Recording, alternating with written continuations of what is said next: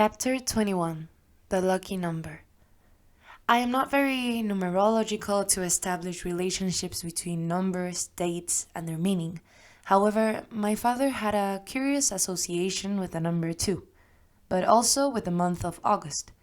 His mother was born on the 20th and gave birth to him on the 22nd of that month, although he was registered in the civil registry on September 22, date that appears on his birth certificate. His daughter was born on the 2nd and his youngest son on the 12th, all in August, and with similar personalities. For this reason, the number Tom always bet was on the number 22. In August 1959, he was thinking about where he would spend his 52nd birthday, since finances were not very good for celebrations. Suddenly, he heard the doorbell ring. It was the letter carrier who handed him a manila envelope with many red and white striped stamps with stars, addressed to his name. After asking, "Are you Mr. Tom Valdez?" "Yes," he said, with astonishment, for he was not used to receiving correspondence, especially from abroad. "Sign here." The messenger pointed out as he handed him the heavy yellow envelope. Tom looked at the return address and read, McConnell Law Firm, 1011 Sunset Avenue, San Francisco, California, USA. A nervousness coursed through his body and he carefully opened the envelope. Years before she died, Katie had received an inheritance from her Aunt Catherine, and she did not want to take, so that when she died, it would pass directly to her children. Immediately, Tom associated his generous mother's wish with the documentation. After confirming, by looking at the letterhead, that the letter came from the firm indicated on the envelope, Tom continued reading, trembling. They were summoning him and his siblings to appear at the U.S. Consulate to sign the settlements for the sale of properties belonging to Mrs. Ketty Escobar Torres. Tom couldn't believe how lucky he was. St. Vincent de Paul, his protector, was still holding him. Excitement prevented him from waiting for Rosalinda to come home from work to tell her the news, so he walked down the Alameda Avenue to wait for her outside the hospital. When they met, he immediately announced the good news enthusiastically. She, with her usual temperance and practicality, just thought, "Now I'll finish paying the balance of the house." Tom, on his part, contacted his brothers, and within the month, they were receiving their money in U.S. currency. The celebration was grand.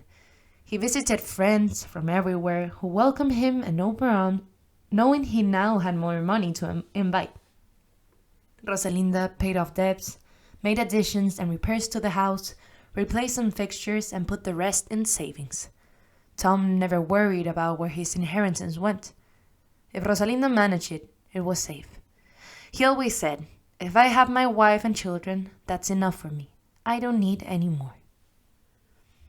As he came in and out of the house, parting to his heart's content, he showered us with gifts and treats, like clothes, shoes, and those blue tin boxes of McKay Triton cookies.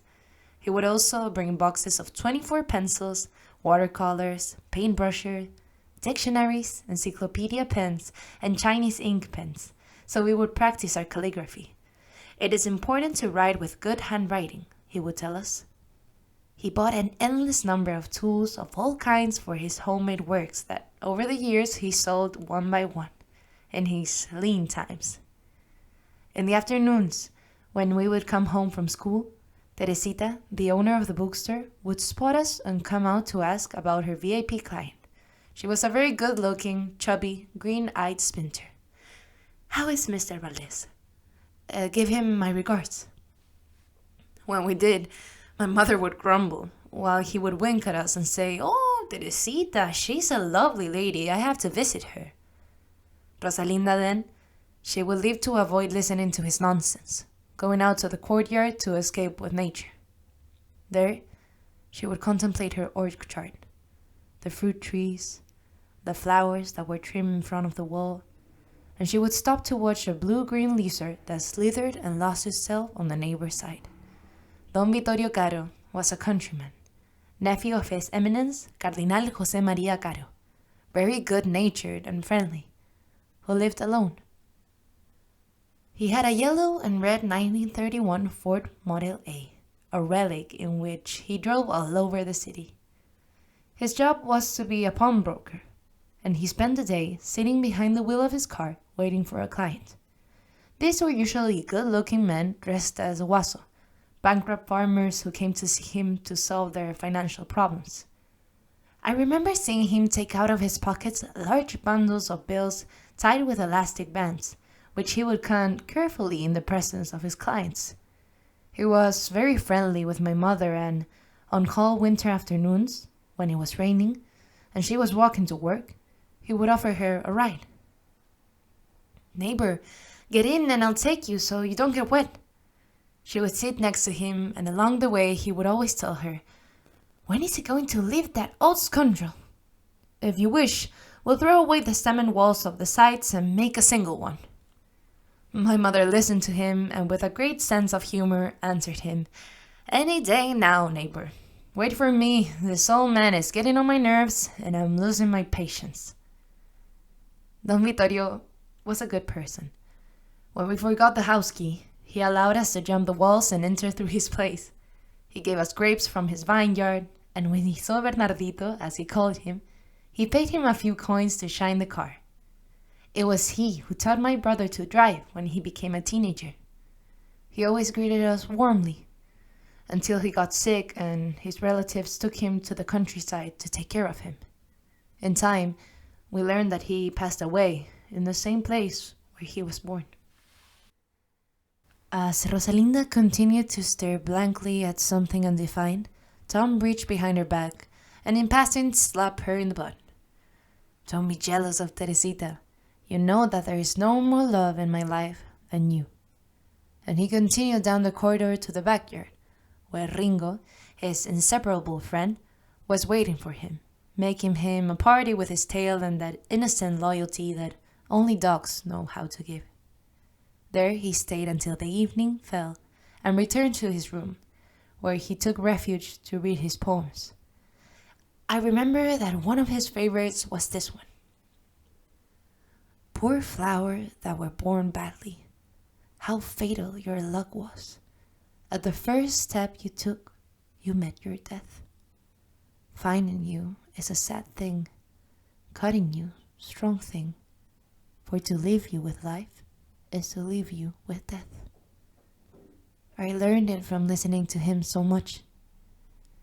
Today, it is clear to me that my father was a real lucky man because of the mother he had and for having found Rosalinda, who put up with him so much, but also with the thousands of people who passed through his life and helped him.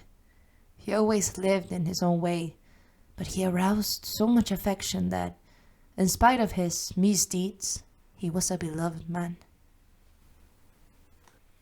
Chapter 22. My Best Teacher. It's almost 5 o'clock in the afternoon, and it's already getting dark. It was cold. I went to the patio, put charcoal in the fire pit, and on it a cylinder for the fire.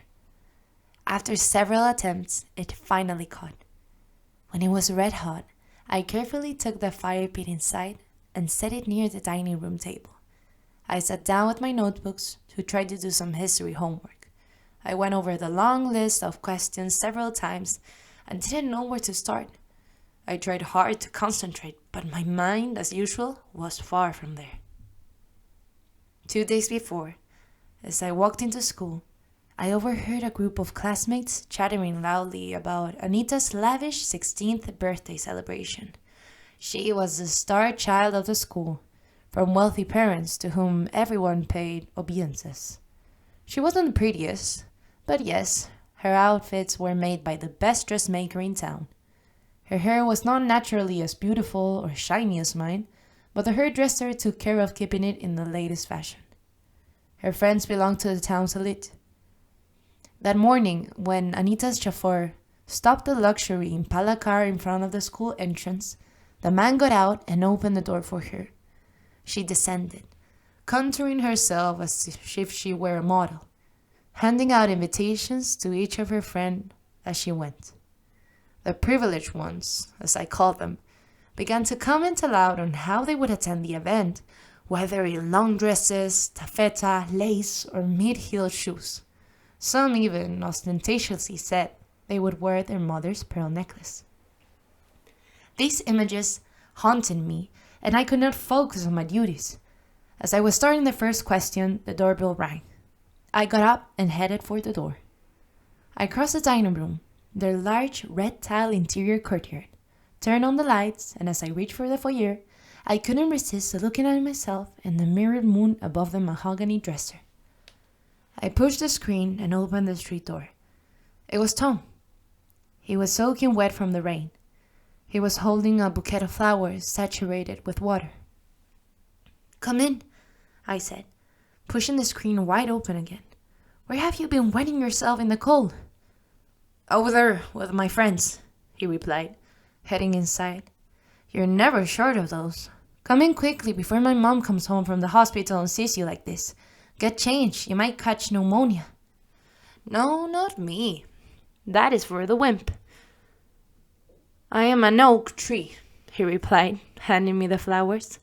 "They are for the doctor." I went back to my homework, and he, after a while, came out of his room very groomed and in dry clothes. He went to the kitchen and brought a pot of hot tea and ended up sitting next to me. "I'm glad you're here. Help me with this? I don't know how to put my finger on it," I asked. Let's see, he commented, approaching the page as he put on his glasses. History of Chile, my favorite." His face lit up, because he knew it backwards and forwards. He had read 1,000 times Adiós al séptimo de línea, a prestigious novel by the writer Jorge Inostroza, which narrates the War of the Pacific. He also knew every biography of our heroes. He was about to give me the first answer when I interrupted him again. "And didn't you go out with your new umbrella? Where did you leave it?" "Oh, that's another matter. When I was coming back, crossing the main square, at the door of the cathedral, I saw an old woman with a basket selling flowers. She was soaking wet. I approached her and gave her my umbrella. I bought the bouquets for your mother and told her, 'Go home, ma'am. It's gonna rain like hell. Tomorrow will be another day.'" Tom then told me the parable of the Good Samaritan, which my grandmother Kitty had taught him as a child. "Don't forget it, Maggie," he emphasized. Okay, well, let's get on with the task. As I asked the questions, Tom answered better than the encyclopedia, with dates, places, and even describing the landscape where each battle had taken place. The times my father taught me, he did it with such patience, dedication, and imagination that I assimilated everything with great ease. On the other hand, at school, I felt that the teacher only took into account her favorite students, and I felt excluded from the group, as if I did not exist. That made me lose interest. However, the passion that my father put into it got me totally involved in the contents of my homework. At the end of the night, I went to bed happy, imagining the faces of the privileged girls when the teacher congratulated me for my excellent work. Today, I no longer remember if I received as enthusiastic congratulations from the teacher as I imagined at the time, but there is one thing I will never forget. What a great teacher, mentor, and therapist my father was to me. And while he could not compensate for the shortcomings of the educational system so that I could finally adapt, he was able to give me such right comfort and confidence for this daughter to find the necessary talents with which to remake herself. Chrism Go. Year 2015. From my favorite sofa, the same one that Rosalinda occupied during the last days of her life. I am contemplating the beautiful sunset through the window. The sky has turned pale pink. As the clock ticks, it slowly turns to deep red. I am dazzled by this incomparable beauty, and my thoughts fly. I am 15 years old. I am sad. It was not a good day. I got bad grades in school. I have a feeling I won't pass the grade. I don't know how I will face my mother. I am sorry and ashamed to disappoint her, adding another problem to all the ones she solves day by day. I think about my future. With those grades, I will never go to university, nor will I be recognized professional. A dental doctor like her, self-sufficient, confident, capable of overcoming everything that life puts in her way. I take a handkerchief out of my pocket and wipe my tears. I leave my room and cross the long corridor. I walk to the backyard, where I am sure to find Tom. My father was sitting in his canvas chair with one of his inseparable companions, Alexander Dumas, his favorite, which he reads and rereads. And I again ask him, "Why do you read it so many times?" He looks at me and smiles, but he senses the sorrow on my face. "What is it, Maggie?" He takes me by the hand and invites me to take a walk among the orange trees. "Let's see the buds that spring has brought. We'll have an excellent crop." He bends down and cuts a lone violet and holds it up to my nose. "Smell it. It's delicious. And forget about your problems, which for now are just small things. They don't matter." We continue walking under the trees, and he says, "We'd better watch the sunset together, because if the sky is red, you should always be carefree and sure it won't rain. But if the sky is yellow, you'll have to grab your underwear because it will rain intensely in the old-fashioned way, from the bottom up, as the Wasso says in the countryside." He hugs me, and I do the same. I feel his affection like a balm of sweetness. Miraculously, it calms the sorrow of my troubled heart. In a second, I'm back to the present. I look up, and the landscape of the sky has already changed. The sun has hidden on the horizon, and now I only see blue spots among the few trees that I planted when I moved to this place to live, together with Rosalinda, the last days of her existence. Chapter 23. The Years of Emancipation. My adolescence vanished as quickly as the wine at lunchtime. The following months were not good for me. I entered a state of melancholy and apathy for multiple causes, and before giving exams, I withdrew from school to erase all memories concerning those years. The nuns were not my alma mater. There was no special mentor for me among them. Except for my father, no one else knew how to discover and expand my talents, so I felt quite ignored by them. Maybe because my mother wasn't going to bring them gifts, as other moms do, or maybe because they didn't know how to do it better. The thing is, school was not stimulating for me at all. On the other hand, I was 18 years old, and that summer I felt very sad. I was full of uncertainties about my future. My mother did not correspond with me as I needed, and in addition, I longed to feel in love. In 1960, the revolutionary hippie movement began in the United Kingdom, spreading rapidly to the United States, especially to New York, and then, because of its warm climate, to the beaches of California. Youth made pilgrimages in psychedelic-style painted convoys, wearing casual clothing such as distressed jeans and multicolored shirts. Girls wore bright robes and adorned their hair with flowers as well as their cheeks and arms. They lived in communities, practicing free love and trying different drugs, especially marijuana or LSD. They even escaped reality with hallucination mushrooms while sharing their guitar music around campfires. They fed on vegetables, starting large vegetable plantations in the desert. This was the birth of the peace movement in opposition to the Vietnam War. I identified with some of the tendencies, eager to experience changes in my tedious life, and reborn in me the California genetics of my daring grandmother, Ketty. I wanted to travel to other worlds, expose myself to new adventures, and find love as she did when she risked her future to follow her heartbeat. Because I wanted to be free and different, I changed my formal attire to floral bell-bottom style pants and shirts that adorned with bright ribbons that I made myself. I transformed my entire wardrobe into quirky garments with multicolored patches, drawing attention from a great distance. I grew my hair long and adorned it with daisy ribbons, listened to the Beatles, whom I adored, and even ate a vegan diet. In the fall of 1964, I went to Santiago for a few months. I spent time with my cousin Chabela and my friend Rina at the Museum of Fine Arts, when they were studying painting and sculpture. The three of us and other students set up a tent next to the museum in Parque Forestal, where we made and sold necklaces, earrings, bracelets, woven scarves, and some of the works they molded in clay or plaster in their art classes.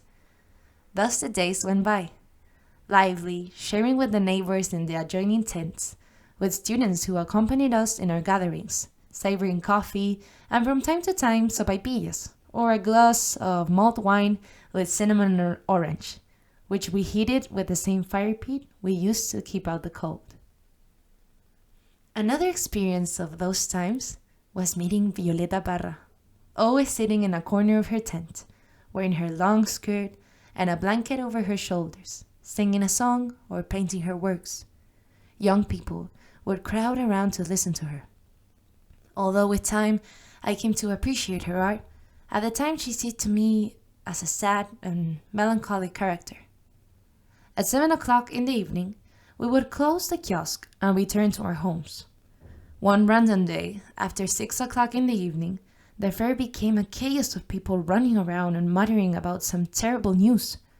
Finally, we learned that it was in Violeta's tent, that tent that would never open again, to the sound of the folklore of this passionate woman, who on that sunny February afternoon decided to leave her particular valley of tears. I stayed at my cousin's Manitas, who was married to a shipping businessman and had a beautiful mansion in the Gulf neighborhood.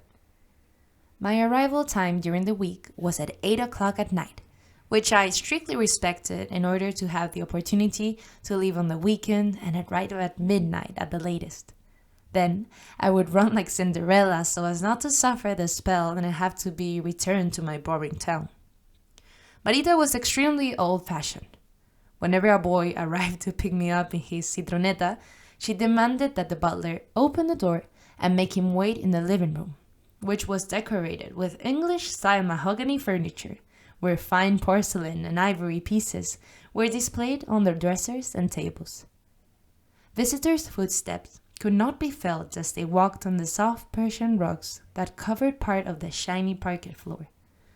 The boys stood, not daring to sit on the puffy feather cushions, gazing intently at the old paintings hanging on the walls, a stale legacy of her ancestors. While I finished preening myself to make my triumphal entrance, Marita checked my suitor to make sure he was the right one for me. Upon my return, she was always waiting for me to make sure I looked my best and give me the last tip of the day. Even after so many years, I am grateful for the love and concern my cousin gave me during the time I lived in her house. I really felt like one of those princesses from my childhood fairy tales.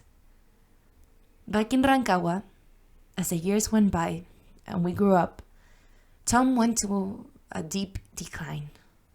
Alcohol took him to such deplorable extremes that there were no longer rooms for him at home. Rosalinda made the decision to throw him out because she didn't want his bad example near us. However, she found him a boarding house, which she paid for him to leave as he pleased.